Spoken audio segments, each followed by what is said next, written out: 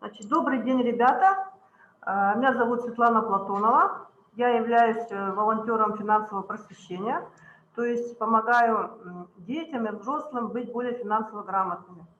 И сегодняшнее занятие наше будет «Зачем быть финансово грамотным с деньгами на «ты». Я предлагаю, что сначала я вам покажу презентацию, потом я своими словами все обобщу, и в конце я дам вам такое интересное задание для выполнения. Хорошо?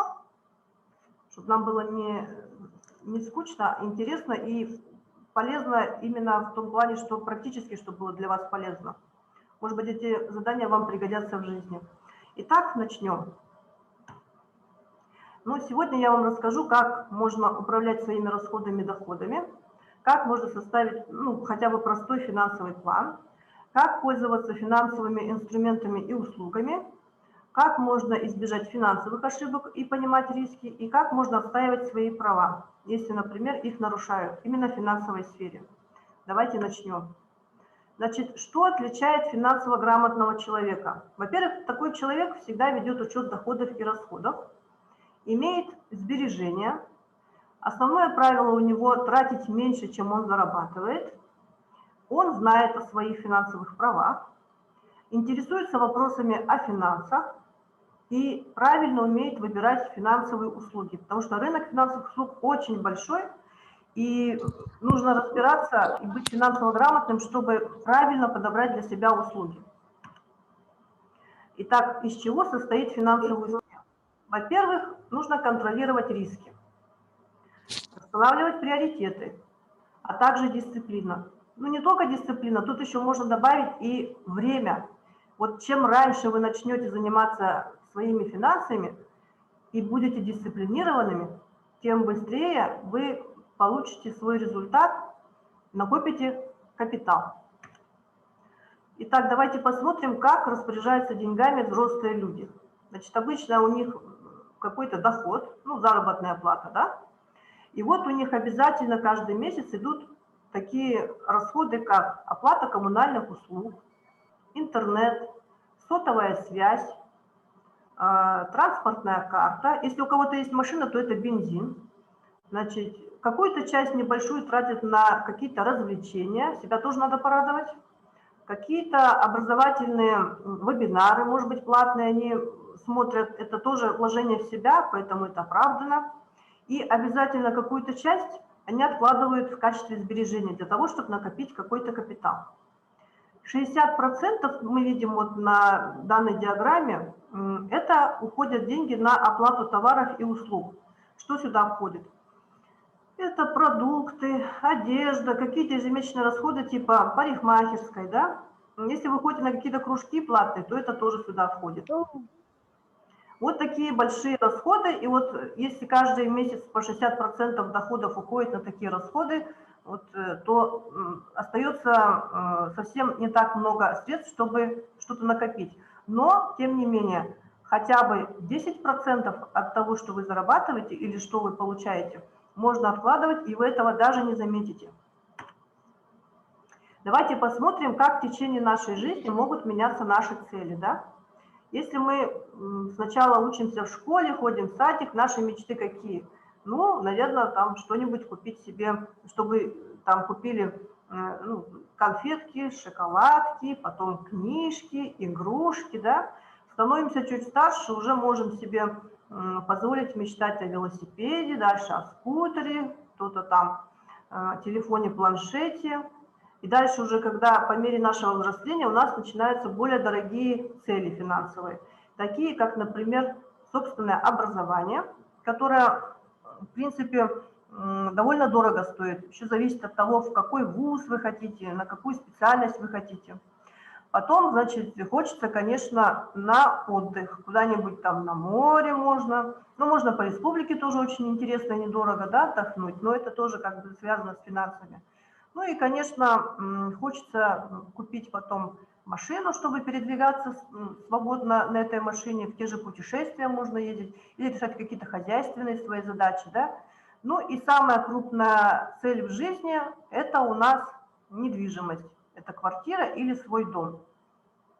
Вот такие обычно бывают как бы цели, ну, в жизни взрослого человека, да, по мере его взросления.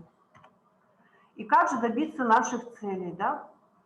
Значит, оцените, во-первых, свои текущие доходы. Это карманные деньги, подработка, может быть, кому-то на праздники, дни рождения дарят деньги. Ну, сейчас очень принято, что больше дарят родственники обычно деньги, потому что, ну, вы сами знаете, что вам нужно, чтобы не покупать какую-то вещь, которой вы не будете пользоваться.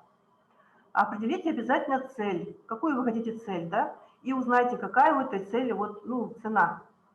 Исходя из этого, вы составите план доходов и расходов и начнете копить на свою цель. Как-то, ну, поделите по месяцам, сколько вы будете откладывать. Какая-то цель может быть даже и довольно дорогая, там 2 года, может быть, вы будете копить, да. Может, где-то еще какую-то подработку вы найдете, может, вы что-то из ненужного, то, что имеет цену, продадите, и таким образом вы добьетесь своей цели. Может быть, даже чуть раньше вы добьетесь этой цели. Самое главное, чтобы у вас был план, обязательно. Как он выглядит, этот личный финансовый план? Вот здесь в презентации вы видите такую табличку, да? Здесь расписано по месяцам, вот сентябрь, октябрь, ноябрь, декабрь, январь, февраль, март, апрель, май, допустим, да? Есть графа доходы, подарки, расходы и баланс. В доходах мы видим, что это, скорее всего, такой личный финансовый план вашего ровесника, у которого есть определенные ежемесячные деньги на карманные расходы, которые ему выдают или к нему поступают, да? И вот 2 раза в год он получает какие-то подарки. Ну, например, в январе это, скорее всего, после Нового года, наверное, ему подарили денежную сумму некую, да? В марте, может быть, у него день рождения, поэтому такая вот сумма у него, да? И у него получается в итоге, что с учетом подарков у него 7 тысяч получилось, с учетом доходов на карманный расход у него 18 тысяч получилось за вот эти месяцы, что указаны. Сколько тут месяцев? Раз, два, три, 4, 5, 6, 7, 8, за 9 месяцев, да? Каждый месяц он тратит на свои расходы, на какие-то свои желания, да, это, наверное, может быть, он в кино ходит, да, может быть, он покупает книжку какую-то или ходит там в парк на развлечения, да, он тратит там не больше 1000 рублей, например. И здесь вот есть последняя графа, называется баланс накопления, да. Если в сентябре у него оставалось 1000 рублей, вот он ставил цель, что он половину суммы всегда вот оставляет, например. Вот у него доход, например, 100 рублей, он обязательно 50 рублей оставляет. Если 500, то он половину обязательно оставляет, то есть 250 рублей. Итого, значит, у него половина остается, и если в первом месяце, когда он начал копить, в сентябре оставалось 1000 рублей, в октябре 2000 рублей, в ноябре 3000 рублей, в декабре 4, то с учетом того, что у него в январе и в марте поступили 7000 рублей, были какие-то расходы. Вот в январе, например, он побольше потратил, чем в другие месяцы, да, то у него в остатке осталось 15 тысяч рублей. Вот у него накопилось 15 тысяч рублей. Вот на какую-то его финансовую цель.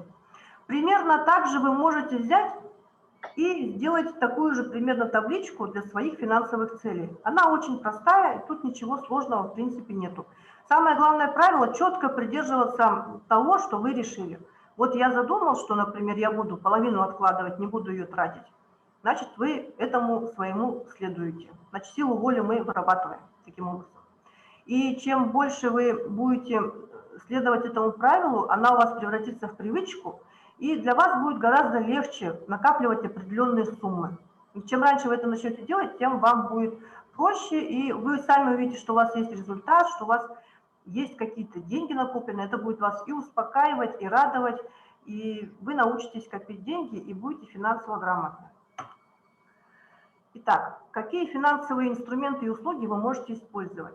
Например, для того, чтобы сохранить и приумножить деньги, можно открыть депозитный счет в банке. Такой накопительный счет можно открыть, положить туда деньги, по возможности туда докладывать то, что возможно, да, и помимо того, что вы сами туда приносите в банк, дополнительно на этот счет, банк будет вам прибавлять каждый месяц какой-то определенный процент по вкладу. Он, конечно, будет небольшой, но чем дольше вы будете держать этот вклад открытым, да, чем дольше будут у вас там лежать деньги, вы каждый раз будете пополнять, тем больше будет уже прибавляться в процентах, потому что тут начинает работать уже сложный процент. Сложный процент называли седьмым или восьмым чудом света, да? Это Альберт Эйнштейн называл. Для накопления пенсии можно заключить заранее договор с негосударственным пенсионным фондом или страховой компанией. Ну, вообще заранее, конечно, нужно задумываться и о пенсии. Когда уже вы найдете постоянную работу, об этом тоже стоит задуматься, потому что государственная пенсия, как правило, бывает невысокая. Поэтому заранее можно побеспокоиться и начать откладывать на свою будущую пенсию. Также, например, для защиты здоровья и своего имущества можно оформить страховку. Ну, те, кто ходит на спортивные секции, наверное, знают, что всегда нужно делать страховку от несчастных случаев. Это имеется в виду вот такая страховка, которая в случае чего вас поддержит, там будет какая-то выплата в связи с тем, что какая-то вот была, например, травма или заболевание, да? Ну и здесь указано, что для получения дополнительного дохода можно инвестировать в ценные бумаги. Ну, ценные бумаги, инвестирование в ценные бумаги – это как бы более сложный финансовый инструмент, в котором надо разбираться. И когда вы уже будете работать на постоянной работе, станете старше и захотите уже разобраться с этим вопросом, вам надо будет прочитать много книг, и тогда вы узнаете, что такое инвестирование в ценные бумаги и почему это так важно. Теперь давайте посмотрим, для чего нам нужны банки. Значит, во-первых, я уже сказала, что можно положить деньги на депозитный счет, они там будут у вас накапливаться. Через банк можно оплатить услуги, налоги или штрафы. Можно кому-то перевести деньги, ну, обычно на подарки, да, собирает кто-то деньги, можно через банковскую карточку перевести деньги. Оформить банковскую карту можно, дети могут оформить себе банковскую карту с 14 лет. И счет можно открыть тоже с 14 лет. Можно заменить поврежденные банкноты, которые в магазинах не принимают, да? Банк должен их принять. Можно обменять валюту, то есть купить, например, доллары или евро. Можно получить кредит. А для чего нужны микрофинансовые организации? Они нужны, чтобы получить потребительский заем или получить предпринимательский заем для предпринимателей. Но я думаю, что, значит, вот эти пункты, как получить кредит и там потребительский заем, все-таки такими продуктами нужно пользоваться намного реже. Это в определенных только ситуациях может вам помочь. На самом деле нужно быть очень осторожными с кредитами. Очень осторожными. А для чего же нам нужны страховые компании? Значит, я уже сказала, что страховые компании, значит, страхуют жизнь и здоровье. Тебя видео включено. Можно застраховать гражданскую ответственность, страховать имущество, квартиру, автомобиль, загородный дом или дорогую технику. Также, например, предлагают компьютеры там застраховать свой смартфон можно. Я слышала, что даже есть такая страховая компания, которая страхует даже от потерянного носка. Даже такие услуги есть. И из чего формируются наши пенсионные накопления? Значит, как я уже сказала, что полагается государственная пенсия. Это если вы проработали определенное количество лет, работодатель, на которого вы работаете, отправлял взносы для государственной пенсии, да? Также собственные сбережения, если вы заранее подумали о своей будущей пенсии и откладывали именно на пенсию, да? И какие-то могут быть дополнительные источники дохода на пенсии, например, можете сдавать там квартиру в аренду. Это будет дополнительным доходом уже на пенсии, когда вы не сможете работать там, по состоянию здоровья или по какой-то другой причине, уже на работу вам не надо будет, если ходить. Но можно, например, сдавать квартиру в аренду.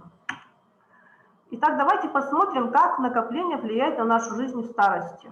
Вот мы все знаем про басню «Муравей и стрекоза», да?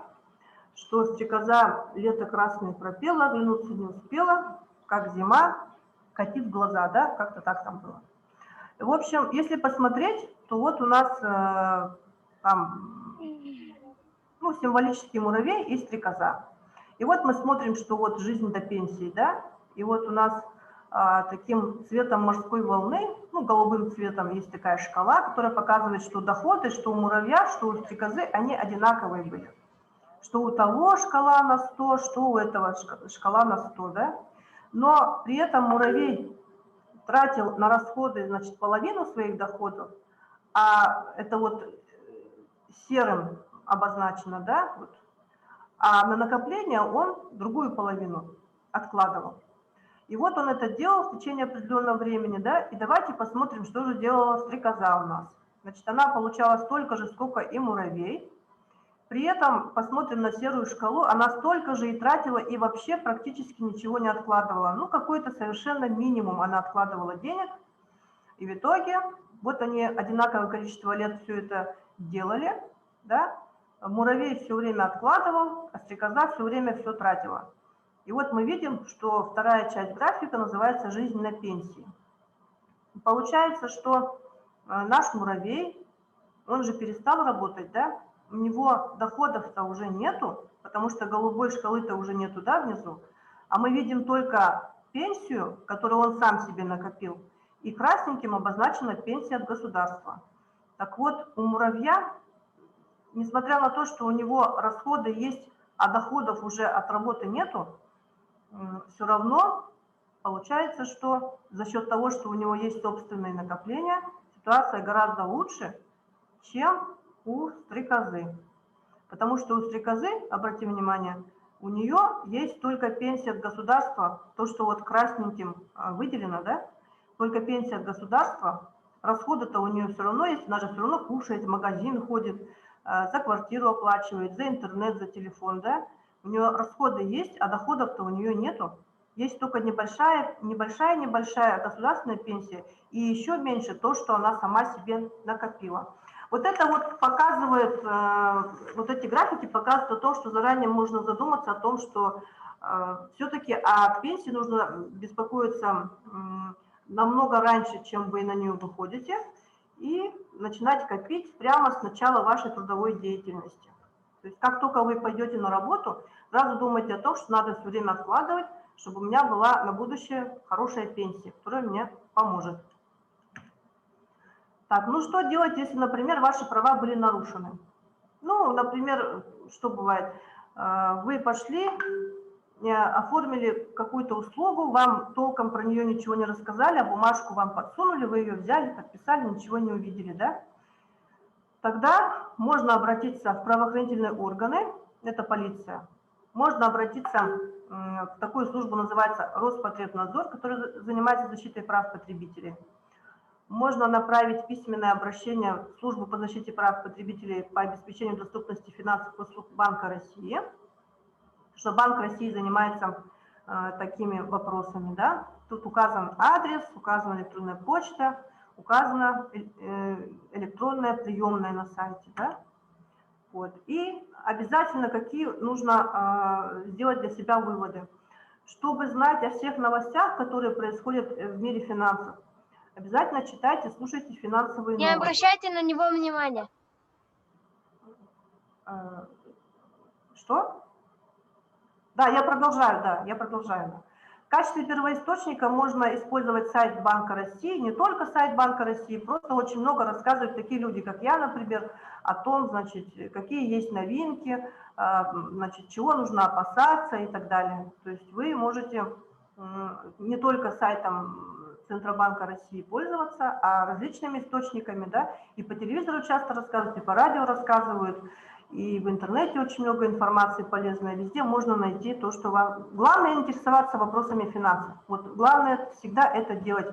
Тогда вы узнаете о каких-то мерах социальной поддержки, узнаете о каких-то пособиях, каких-то способах вернуть часть своих налогов, например, называется налоговые вычеты, да, вы всегда будете в курсе, у вас всегда будет финансовая грамотность, это значит, что у вас всегда будут деньги. Итак, чтобы стать успешным, достичь финансовых целей, необходимо что? Ну, во-первых, обязательно вести учет доходов и расходов и иметь финансовую подушку безопасности. Кто знает, что такое подушка безопасности? Подушка безопасности – это такая некая сумма, которая вам помогает на случай какой-то ситуации, когда вам понадобятся деньги. Обязательно такая подушка у каждого человека должна быть. Потому что мы, в принципе, не можем знать, какая может быть ситуация, когда могут понадобиться деньги. Да? Изучать финансовые услуги, инструменты я вам сказала, да, что обязательно нужно быть в курсе всех изменений для того, чтобы быть финансово грамотным, финансово подкованным, чтобы никто не смог, например, вас обмануть, подсунуть какую-то услугу, которая вам не нужна. Вот для этого и нужно изучать финансовые услуги и инструменты. Нужно избегать финансовых ошибок и помнить о рисках. О чем это говорит? Вот все, что связано с деньгами, на самом деле имеет определенный риск. Вот, например, вы держите наличкой в кошельке, да? Кошелек могут украсть, кошелек может потеряться. В банк положили на вклад, да, если это банк какой-то мелкий, тоже может закрыться, например. У него могут лицензию отобрать. Ну и много-много разных таких рисков, да, и всегда то, что касается денег, кто-нибудь все равно, какой-нибудь человек нечестный может воспользоваться незнанием. Ну, если вы чего-то не знаете, всегда могут воспользоваться, да. Вы же помните все, как в сказке про золотой ключик или приключения Буратино, кот Базилио и лиса Алиса были такими двумя прохиндеями, скажем так, которые вот обманули Буратино. В принципе, в жизни такие прохиндеи тоже есть, типа как лиса Алиса и кот Базилио, и поэтому вот стараться вот избегать таких ситуаций, а избежать это можно только, если вы будете повышать свою финансовую грамотность. Это вот означает, что знать и отстаивать свои права, тогда вас никто не сможет обмануть. Итак, значит, я закончила презентацию, да, и сейчас я вам прочитаю задание, которое я хотела бы вам дать, и чтобы оно было для вас полезно, которое вы смогли бы применить и в своей жизни, там, и в будущем, запомнили, чтобы это было интересно, да. Значит, первое задание. Вы можете изучить сайты Авито, Юла, Доска ЕКТ.ру, там, и выпишите самые простые товары, которые находятся в продаже, и самые необычные. Напишите, какие предметы из имеющихся у вас тоже можно было бы выставить на продажу и как можно использовать деньги за их продажу. Например, есть такие вещи, которыми вы уже не пользуетесь, никогда пользоваться не будете, но они кому-то пригодятся, и в принципе они хорошо выглядят, и можно их попробовать продать. Например, какие-нибудь книги, которые вы уже прочитали, которыми вы больше пользоваться не будете. Ну, что-то вот такое, да? И иногда даже я захожу на сайты, вот эти объявления, и смотрю, и удивляюсь, что некоторые люди продают очень необычные товары. И мне интересно, кто-нибудь их покупает или нет. Если их покупает, то это почему бы и нет дополнительный доход, да? Вот. Если вы зайдете на эти сайты и просто целенаправленно посмотрите, вы удивитесь, сколько интересных вещей, оказывается, продается на таких площадках. Второе задание. Посмотрите афишу мероприятий, например, афиша ekt.ru, городской справочник, например, 2GIS, и где вы еще не были, но могли бы весело и недорого провести свой досуг. Посчитайте приблизительные расходы на мероприятие на одного человека с учетом расходов на транспорт. Например, вы никогда не были где-то в каком-то месте, там живописном, я не знаю, для того, чтобы его посмотреть, например, ну, на город с высоты можно посмотреть.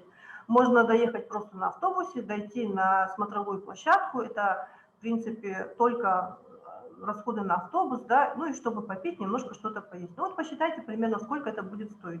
Если вы весной соберетесь на такую смотровую площадку, это будет, в принципе, недорого и очень интересно. Это вот как вариант. Ну, таких, может быть, мест в Якутске очень много на самом деле. И вы можете сами для интереса составить такой список и провести недорого, весело и полезно свое свободное время. И третье задание. Если вы будете откладывать минимум 10% от всех поступлений ваших, зарплата, пособия, подарки, то какую сумму вы сможете накопить за 6 месяцев? Вот приблизительно посчитайте, сколько за 6 месяцев можно накопить денег, если вы так будете делать. Хотя бы 10% от всех денег, которые к вам поступают. На самом деле эта сумма, вы ее даже не заметите, потому что вы спокойно можете и без этих 10% обойтись. И за 6 месяцев можно накопить какую-то сумму и что-то потом сделать с этими деньгами. Либо положить их на вклад депозитный, либо что-то купить. В общем, что-то вы сможете сделать. Какая-то, если у вас есть финансовая цель, то вы ее достигнете. Итак, значит, у нас закончилась презентация. Теперь я хотела бы сказать несколько слов от себя, да? Почему я считаю, что нужно быть финансово грамотным, что это очень важно? Во-первых, вопросы семейного бюджета, вообще домашнего хозяйства, домашнего бюджета, это тот вопрос, с которым мы сталкиваемся на самом деле ежедневно всю жизнь. Мы ежедневно и всю жизнь решаем эти вопросы, такие как проезд на автобусе, питание, одежда, значит, коммунальные услуги, проживание, отпуск, учеба, крупные покупки, накопления. С этим мы сталкиваемся на самом деле всю жизнь, с некоторыми вопросами мы сталкиваемся каждый день. И поэтому очень важно, независимо от того, есть такой предмет в школе, как финансовая грамотность, или такого предмета в школе нет, все равно самостоятельно повышать уровень своей финансовой грамотности и вести семейный бюджет. Я вам расскажу попозже, чуть попозже, как это можно совсем просто сделать и превратить это в привычку. Итак, чем раньше вы начнете копить, тем больше капитал у вас будет. Значит, вы будете себя чувствовать намного увереннее, значит, вы сможете воплотить все свои мечты, вы сможете найти ту работу, которая вас устраивает, вы сможете жить в том месте, которое вас устраивает, вы можете получить то образование, которое вы хотите, и можете купить какие-то крупные покупки, именно потому что вы с самого раннего возраста начали заниматься вопросами накопления, инвестирования, и у вас на это просто будут деньги. Это очень хорошо. Ну а для того, чтобы начать заниматься домашним бюджетом, достаточно начать с малого. Например, что делаю я? Каждый день я записываю свои расходы. Вот каждый день, даже самые мелкие. Я записываю. Вот я ребенку купила шоколадку, я обязательно прихожу вечером, у меня есть такая тетрадочка. Можно не в тетрадке, можно в файле Excel, например, это делать. Можно там завести себе красивый блокнотик и туда записывать. Я записываю каждый месяц, каждый день расходы, которые у меня были за день. Потом в конце месяца я подвожу итоги по этим расходам. То есть я разлиновываю лист и по разным категориям, например, продукты, транспорт, одежда, коммуналка, ну и так далее, что-то, развлечения, да. И в конце месяца я просто подвожу итог и смотрю, какую сумму я потратила по определенной категории. Если я в этом месяце потратила на определенную категорию, многовато, больше, чем планировала, то в следующем месяце я уже говорю себе, что я в прошлом месяце потратила больше на эту категорию, в этом месяце я на эту категорию тратить буду меньше. То есть стараюсь меньше на это тратить. И второй способ, вот это очень дисциплинирует, когда вы каждый день записываете эти ваши расходы, это превращается уже в привычку, и вы это будете делать постоянно, и вам не надо будет напоминать, вы это не будете бросать, вы постоянно, это занимает всего 5 минут вашего времени, да, вы просто привыкнете, будете это делать постоянно. И второе, то, что очень полезное для меня оказалось, я вообще очень долго уже веду свои доходы, расходы, свой бюджет, я давно этим занимаюсь, да, и очень эффективно для меня показалось, что когда я в начале каждого месяца записываю остатки по всем счетам, которые у меня есть, и по наличным деньгам, да, я каждый месяц, в начале месяца сажусь и все это делаю. И таким образом я всегда знаю примерно, сколько у меня есть денег. Это очень помогает мне в ведении моего семейного бюджета. Про следующий способ я уже вам говорила. Откладывайте как минимум 10% от всех поступлений, которые у вас есть, да? И интересоваться темой налоговых вычетов, социальных программ, выплат, пособий, то, что я уже говорила. И стараться читать книги по финансовой грамотности. Специалисты рекомендуют, чтобы каждый человек прочитал как минимум 5 книг по финансовой грамотности. Да? Я рекомендую прочитать хотя бы 2. Это первое, многие знают Николая Носова роман «Незнайка на Луне». Этот роман как раз-таки о финансовой грамотности на самом деле, если его почитать. Да? И вторая книга называется «Пес по имени Мани», автор ее Бодо Шефер. Он, в такой интересной форме рассказывает о финансовой грамотности. Очень интересная книга, очень быстро читается. И несколько раз в год можно делать такое мероприятие, как вот расхламление, да? Или ревизия вещей, можно по-другому назвать. То есть вы смотрите в своем шкафу, что есть из того, что уже для вас не актуально, что вы никогда не будете носить. Ну, понятно, что футболки, на которых есть пятна, вы их выбросите, вы ими никак не будете пользоваться, да? Но вы посмотрите, что, например, у вас уже есть 5 пар джинс, значит, вам 6-я пара не нужна. То есть вы ее точно не купите, потому что вы знаете, что у вас есть столько-то пар джинс.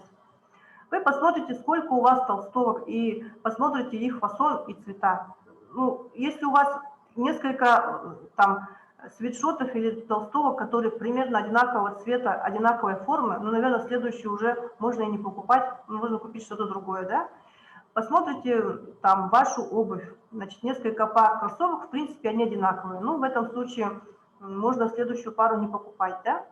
А есть какие-то вещи, как я уже говорила, которые, в принципе, вы уже ими не пользуетесь, они в очень хорошем состоянии, такие как, например, книги, какие-то сувениры, да, которые можно, в принципе, выставить на доску объявления и продать, и эти деньги отложить, например, на тот же депозит. То есть, если вы будете проводить такое мероприятие, как ревизия ваших вещей, там 2 или 3 раза в год, то это может не только помочь вам навести порядок в вашем шкафу, но и что-нибудь заработать, если у вас есть такие вещи, которые можно продать. Например, вы обновили свой телефон, да, старый телефон можно продать, например. Ну, что-то вот такое. Итак, значит, сегодня мы с вами поговорили о том, как можно и как важно быть финансово грамотным. Есть ли у вас какие-то ко мне вопросы?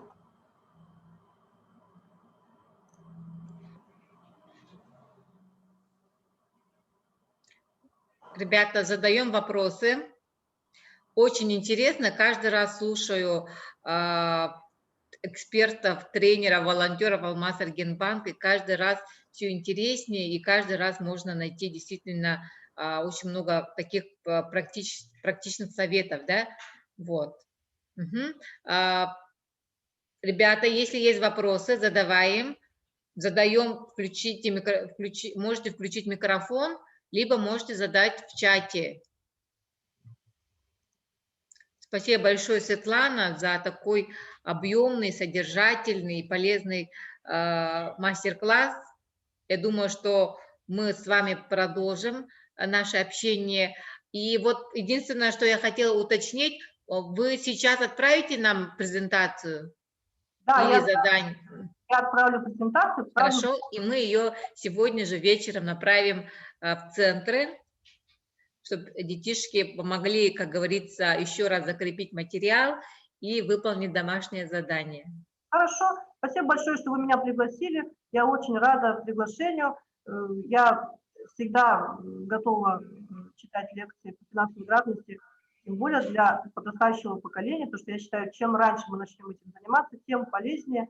И вот это очень важно, чтобы человек был финансово устойчивым всегда с ранних лет. Да. Ребята, есть вопросы? Все понятно? Тишина. Ну, значит, на ужин побежал. Ясно. Хорошо. Давайте тогда никого задерживать не будем. Я надеюсь, что вопросы еще будут. Еще мы встретимся с вами, Светлана. Большое спасибо всем. До завтра. Завтра у нас последний день онлайн мастер-классов.